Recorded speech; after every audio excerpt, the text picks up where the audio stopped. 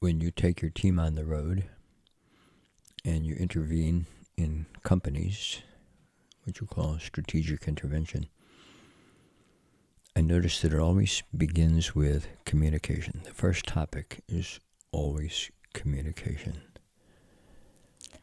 Yeah. Communication is the basis of everything. Mm-hmm. Yep. It's true.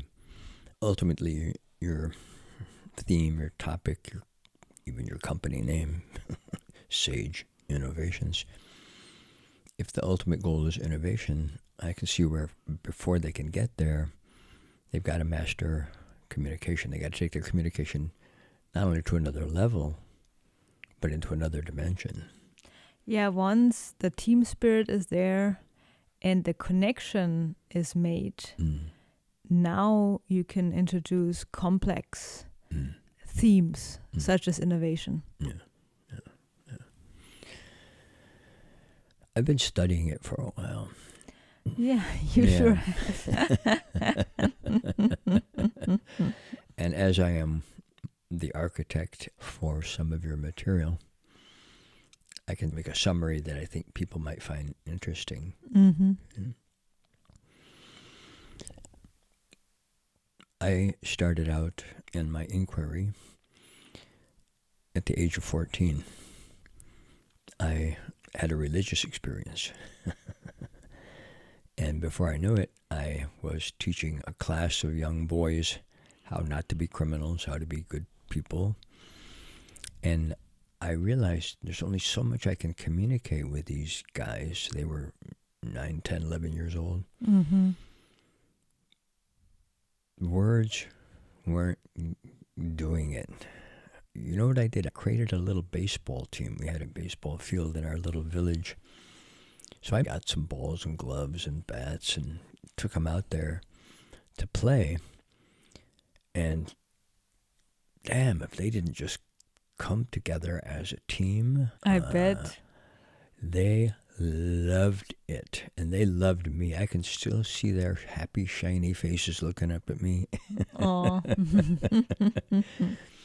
They never lost a game ever. We challenged all the firehouses and the churches and the beer leagues and everything around us. Never lost. These guys were magical. They were out of their mind playing at levels they didn't know. I mean, they didn't have any skills, you know. A lot of them was the first time they ever touched a baseball. Amazing. I know, right? Now, how did you come up with that principle? I mean, had you heard about that, or did that just instinctively come up for you at 14 to know to give them baseball gloves is incredible to me. Yeah. Simple explanation, puberty. But not every guy that's in puberty knows what to do with a bunch of guys either. It isn't that I knew, it's that when puberty kicked in, I got this kind of big fear. Mm-hmm. I don't know if everybody gets that, but I did. And then, as fear will do, to quote Yoda, fear becomes anger, anger becomes hate. hate. So I started running around with a pack of boys and looking for trouble and finding it and fighting with other groups of boys. Then my Uncle Jim, my sort of first person who ever believed in me and loved me enough to make me do what I needed to do. Mm. So he took me to church one day. Now, he was not a church-going guy. He literally dropped me off. So go in there, and I thought, what? Why? But okay, the guy respected me. I wasn't used to that. Mm-hmm. So I went in. I trusted him. And there was this old man up in front of the room. He must have been 90 years old. His name was Mr. Knight. And he was, in fact, over 90 years old. Lived past 100, by the way. Wow. And he was talking about God or some things that I didn't really understand or understand why I was there. And then he said, now let's bow our heads and let's pray. Let's talk to God. I was the only person under 50 in the room. This is a little tiny church in the valley. And when those people bowed their heads, and I don't know what they tuned into, but all of a sudden I felt peaceful, and my fear just dissipated, just was gone, was gone. I wouldn't say that I've never had fear since then, but fear never had me again since that moment. And I didn't know what happened. I was trying to puzzle that out and running it over in my mind. You know those vivid moments in your life that you don't forget any details, right? Mm-hmm. When the meeting was over, I went up to that old guy. He was wearing the most beautiful blue suit. I'd never seen somebody in a suit before. I was a farm kid running around a village of hooligans. And I remember he had these really thin nylon socks. The way he sat and crossed his legs, and very elegant. I said, I don't know what this is. I don't know what's happening here, but I know this is where I belong. I know this is what I need to be a part of. Well, he brings out this book and gives it to me, and he says, okay, next week I want you to come back, and we have a group of young boys, the grandchildren of the parishioners, and I want you to teach them. I thought, this guy doesn't understand. I'm a mad, scared hooligan. But I did it. I went home and I studied that thing, and I don't think those boys learned a thing. When you're going to teach something, you know how you prepare real deep for it. Mm-hmm. I never forget, it was about a guy who's throwing seeds around on the ground, a parable from the Bible.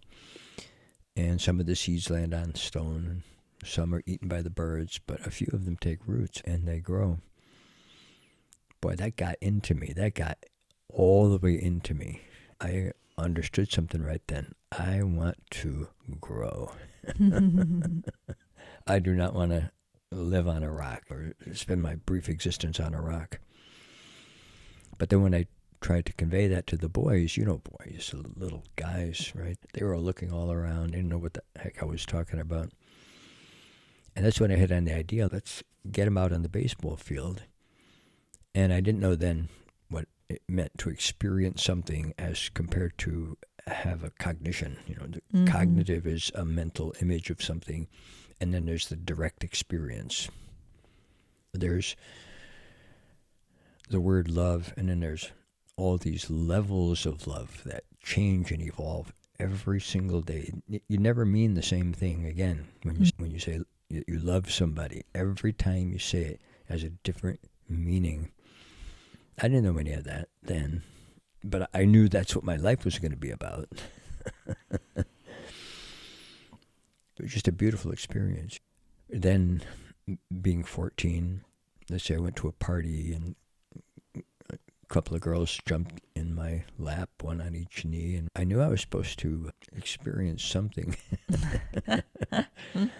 I also realized I could go the way of all the village kids and go wild and go crazy and do all the things that people in my village did. I didn't want anything to do with that, man. I wanted to be in that deep experience of love and all of the ways that it would play out in me. Mm-hmm. And then how to communicate that. I found out that words don't communicate it very well. And then people would try to tell me how to use the words better. Mm-hmm. But then we get out in the field and just something magical would happen. I didn't think of it. I don't think there was any talent involved in it. It just happened. And then I saw right there, it happens. You don't do it. Mm-hmm. You don't do team spirit. You don't do love. It isn't something you do. It moves, and you're moved with it. You're moved by it. Okay?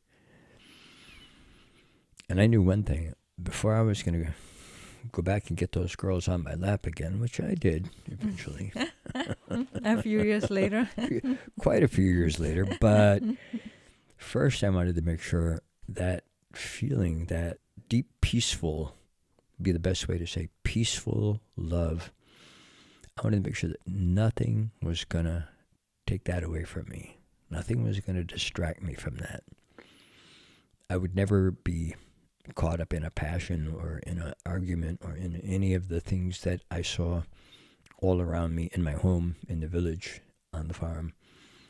Didn't want anything to do with it. Something about religion, they say Peter is the rock upon which the church is built. I didn't see no rock. And I didn't care anything about the church. But that, I'm going to call it a feeling, but it's way more than a feeling. Mm-hmm. It's a glow that builds up inside of you. It's always there, but then suddenly it expands out and it flows into somebody else. And then it begins to move around. And I could feel that. It wasn't feelings in the sense of having emotions. I could feel it. Mm-hmm. And then I began to find, let's say, ways to tap into it. Music was the big one. And then harmonies, and then gospel music, old spiritual songs from the black culture. And I just followed the harmony, and I followed the glow. And then just one experience after another kept developing in me. I was walking down the hallway. I remember I reached the 9th grade to my shock and surprise. And walking down the hall, and I hear these harmonies, like it's as angels are singing or something. The hallway is filled with kids jammed, all rushing to class.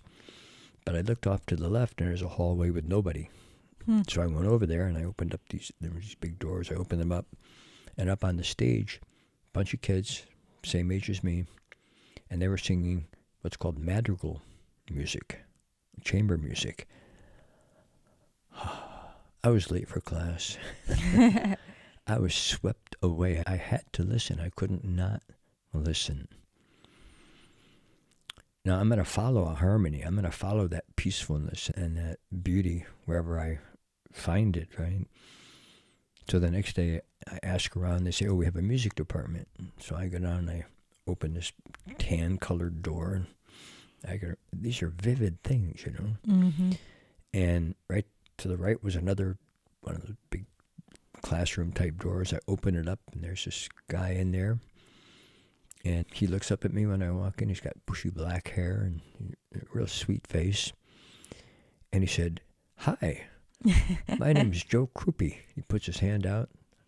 I never had a teacher put his hand out like that before. And he said, I'm the music teacher here. Do you sing?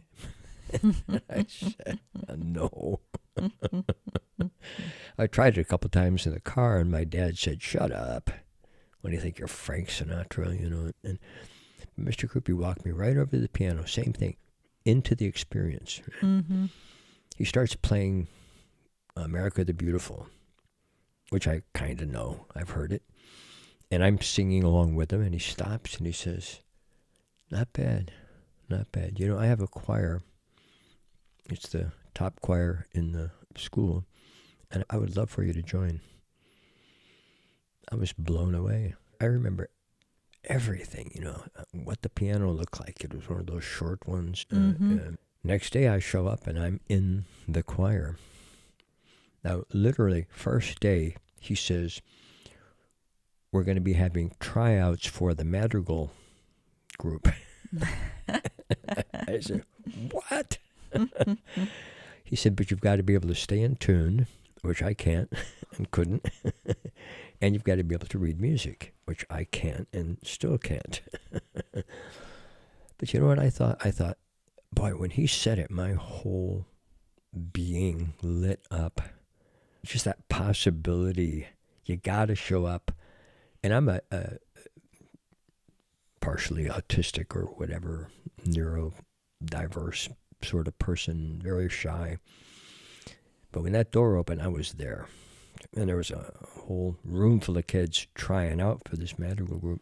So I hung back and I listened until I could pick out the baritone part. I found out I have not a good ear, but not bad. And by the time I got up and sang, and then the rehearsal was over, the tryouts were over, and Mr. Krupe said, okay, you're in. I thought, what just happened? What just happened? Now, those two men communicated something to me. They touched me. But wasn't an extrinsic from out there kind of touch. It was like they were inside of me feeling what I was feeling somehow. We were on a wave together somehow, or in a wave together. And then Mr. Krupi talked to the medical group, and he said, we're going to be adding Martin to our ensemble. And most of you don't know him, and we just met. For the rest of you, I've been teaching you all the way through junior high, and I know you pretty well. But Martin is one of us now. Man, I never heard anything like that in my whole life. And he said, I'm a gardener as well as a musician, and I grow violets in my garden, and they're gorgeous, the colors. He said, but one day I was walking in the forest, and I saw a violet that was growing just all on its own out of nowhere, and it was as beautiful as anything I had ever planted and nurtured. And that's Martin. Now, I grew up in a family where all you ever heard was, what's wrong with you, how you're wrong, what you're wrong about, and how you need to be punished often for that and belittled. And all of a sudden, I'm in another reality altogether. It's not different. It's not more. It's not better. It's another reality altogether. Oh my God. Now, that's communication to me. Both men brought me directly into an experience. Mm-hmm. And that's how I got interested in the whole topic of communication, how people share the really good things in life. Well, we went on and won the New York State Chamber Music Award for the year. And I soloed, oh my God, so many things. I remember when Mr. Krupi said, we have this spiritual song here, and we're going to need somebody to do the solo. And nobody said a word. And Mr. Krupi looked around, he saw me, I just was glowing. He said, really? You want to go for this? And I said, yes. Those glow moments, right? Again, I remember with the guy's shirt next to me. I remember his glasses. I remember his haircut. I remember all the people there. And when the choir did that, and I had to belt that thing out. Whoa, man. I was in another other dimension after that. And now I'm studying these different sort of, I would call them dimensions. At this age, I might call them dementias. Now, you just laughed. I did. I know. And did you, like aim to laugh? Did you think about it? No. No, it was spontaneous. It was just spontaneous. Mm-hmm. Laughter and honest tears are like that. They're the purest form of communication. That means that right now, in some fortunate way, we're sharing an experience. And laughter doesn't have any words. It sounds the same in every language. I think you laugh funny, though. I've heard that before. Really? As I say, we're sharing an experience that have nothing whatsoever to do with the words. Words are important. Linguistics are important. And I've studied all those things for decades. But the fundamental shared experience, I don't want to call it a relationship. That's a word. It takes it away. It makes it into something else. I don't want to call it connection. I don't want to call it anything with a Latin ending on it. The ION ending. Mm-hmm. Something happens and we share. We're in it and it moves us together. Wow. So when I went on and became a psychologist, and always following that experience, okay? That's my take on communication, and that's what we together designed your trainings to do. Anybody, any business leader, man or woman, young or old, whatever shade of color, whatever language they speak, they step into a room with you and with your team, especially you and Will, laughter can't not happen. It's just going to happen. And the masks fall away, and everything gets very natural and very real and very, very sweet. There's a great book out there called Coach the Person, Not the Problem. Now that makes a lot of sense. Whatever you put your attention on is going to expand. You coach the problem, it's going to get bigger and grow branches. You focus on the person, and they're going to expand. And this goes back to physics, and is it a particle, is it a wave? What are electrons and photons? Whichever one you focus on, that's really what it becomes. So there is some sense in which this isn't just happening to us. We've made a choice, not we as in me and you and your clients and your team, but we, the collective, the collaborative. I'm not going to say collaboration. It ends in ION and sounds too Latin, and I hated Latin class. Something moves everybody all at once together. And I remember that when Will joined your team, he said, I don't know, I'm talking, but I don't know where it's coming from. I don't even know what I'm saying, but it's more than I could ever think of saying. I mean, he was shocked, as I was, as I know you were first time it happened. And he said, I started out with a script, and then there was no script. There was just this kind of experience, a shared experience happening. And he said, I've never been this high in my entire life. I've never felt this good. I felt appreciated. I felt admired, respected. I don't know. And I said, loved? Yeah. Okay, there's the word. But it's not in any sense that you would think of that word. In psychology, we learn to call it unconditional positive regard. And the funny thing is, it didn't work for everybody. It only worked for people who weren't caught up in the words. A guy named Carl Rogers, very famous psychologist, psychotherapist. And he just listened really deep to people. And he would nod his head every once in a while. Occasionally he would reflect them. An idea that came from a guy named John Dewey back in 1910. I'm not feeling very good today. Okay, so today, not your best day. A little reflective type of thing. Non-directive. Non-directive, yeah. And not used as a tool, but just to get things rolling until those masks fall away and you're in that experience together, co-creating such an unexpected experience. And then you don't have to do anything. The thing that follows that is a transformation. That you think you are falls away. Everything that you think think falls away.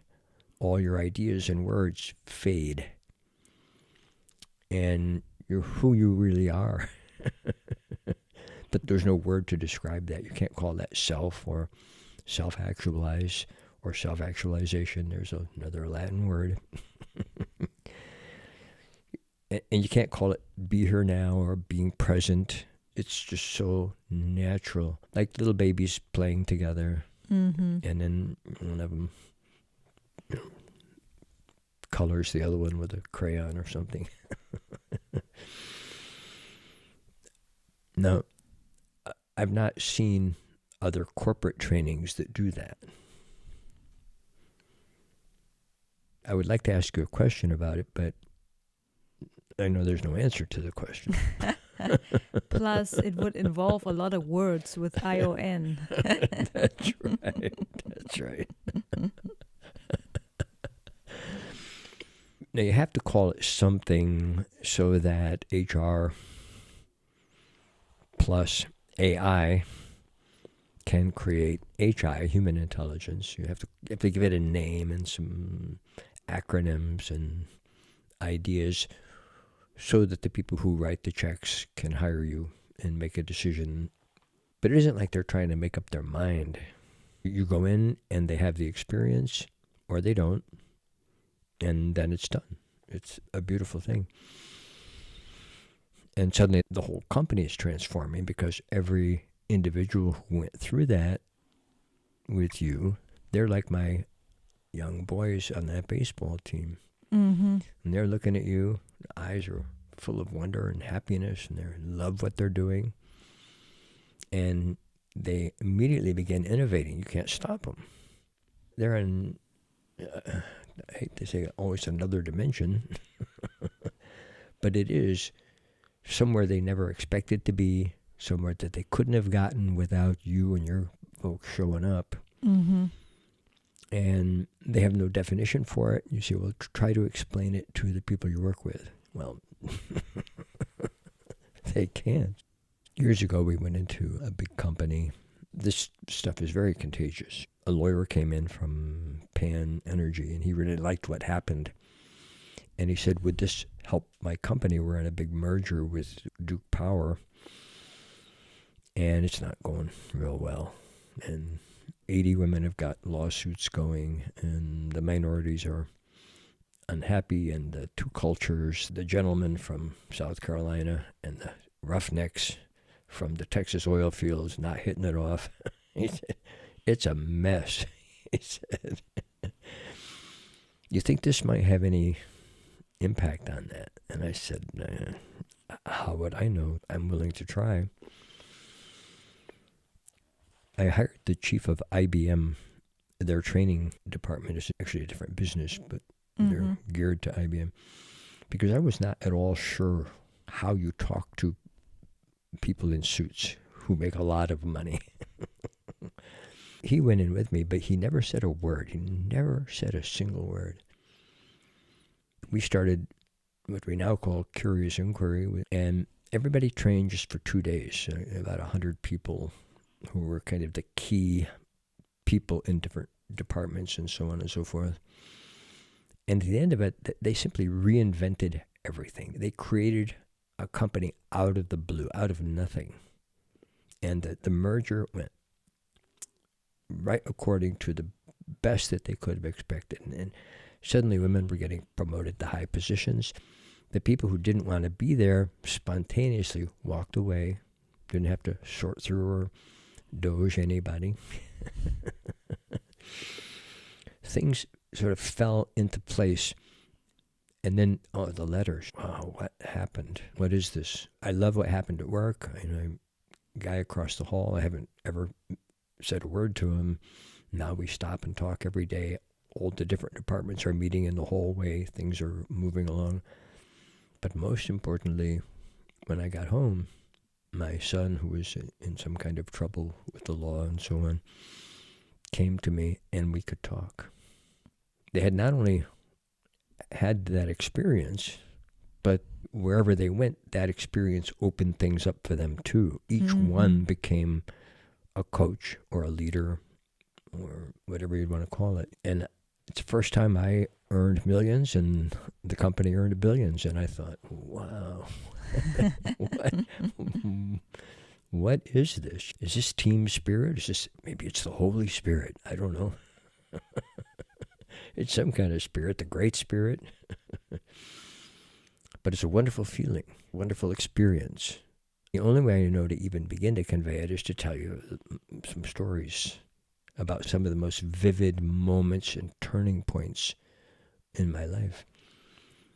And then basically that's what you do, right? People get up and you let them tell their stories. Yeah. Yeah. Yeah, that's it. Yeah. Yeah. I know you're going to do an interview. One of your next interviews will be with Lee Steinberg, that's right. Who's the real Jerry Maguire from the from the movie, but he's the guy the movie's based on. And nobody listens. There's no man on earth that I've ever seen who can listen the way he does. And I've never met anybody who can listen the way you do. And I'm really worried about your interview. I just imagine you two sitting there and just listening to each other, and the people who are tuning into your talk show are going, is something wrong with my computer? You could always peek your head in there and talk. I actually believe that once you get in there, he's going to have some great stories. Oh yeah, he is a great speaker. And not only that, but boy, what he has done in his life, he transformed the NFL. He transformed the relationships between the players and the owners and the management of these teams. I mean, he changed the world. Like when he started out, an average player might get $500,000 a year. A top player, I should say. Now some of his guys are getting $150 million per year. And it's not costing the team. It's moving things for everybody, not only for the teams, for the players, for the coaches, for the organization, but all the other businesses and organizations and systems that play into that. Here's one guy who just, by being in that experience, I don't know if his was like mine, or I guess you're going to have to get him to tell you some stories. Yeah, I'm looking forward to it. I'm a huge fan of the guy. I love to meet people who've transformed their fields, as he has. And what a great job you have, sitting there looking beautiful, nodding your head.